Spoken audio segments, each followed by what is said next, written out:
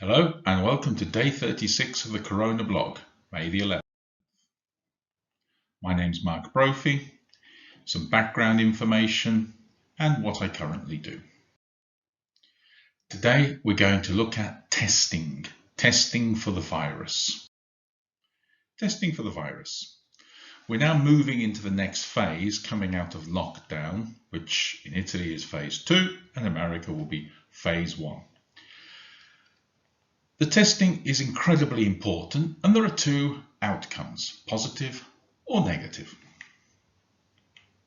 That's a bit too simple. We also have false positive and false negative. Confusing? As we can see, there is false positive, true negative, and false negative. Let's investigate. So, 4 possibilities. Imagine there are 200 people who think they might have been infected.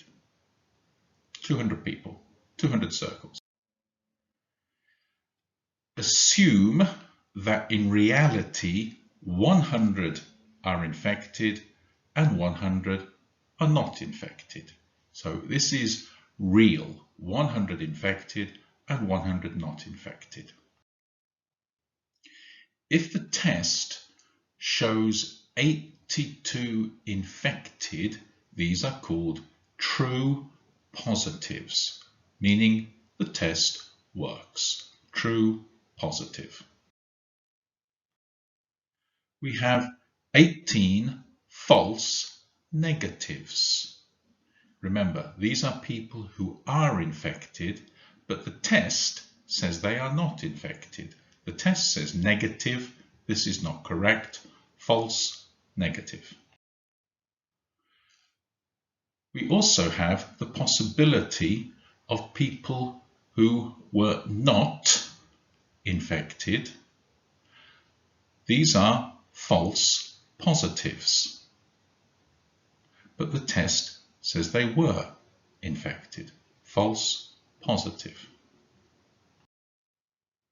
True negative is people who are negative and the test says they are negative. True negative. So in summary, we have 100 people who are infected and 100 people who are not infected. We have some people who are correctly identified as positive, true positive, and we have some people who are incorrectly identified as positive, false positive. And then we have some people who are correctly identified as negative, true negative, the green, and some people who are incorrectly identified as negative, false negative. So we have 2 types of big problem. False negative means people panic. Okay. False positive means people think they are immune and stop taking precautions, stop social distancing. One small difference is the false negative.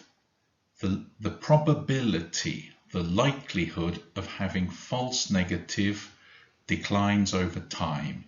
If you wait for a long time before getting symptoms, the test becomes more accurate.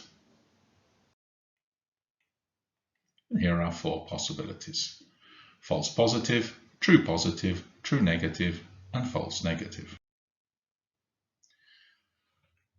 Which test is the most accurate? So here we have an example of 8 tests. It is very, very important to get testing done as quickly as possible. Because we are trying to get testing done as quickly as possible, accuracy is suffering. An opinion on the accuracy of the tests. Robert Gallo. Who is Robert Gallo? Here is a picture. He's an American biomedical researcher. He was one of the key players in discovering the link between HIV, the virus, and AIDS, the disease. He recently said, "I'm waiting for the ultimate good test." So his opinion on the test. Does it say you can go back to work? No, but it gives a guide. So his opinion is pragmatic. All help is beneficial. Which country tests the most? We're going to look at countries, not how many tests they have done. America is number one, but we're going to look per capita. So based on per million people, per 1,000 people. And we can see Portugal is the country that's tested the most. Portugal, Belgium, Spain, Italy, Russia, Switzerland, and then Canada, Germany, Canada, USA, UK. Today we've looked at testing, the role of positives and negatives, Mr. Gallo, Robert Gallo, Professor Gallo, and we've looked at the testing rates and seen that Portugal is the country which tests the most.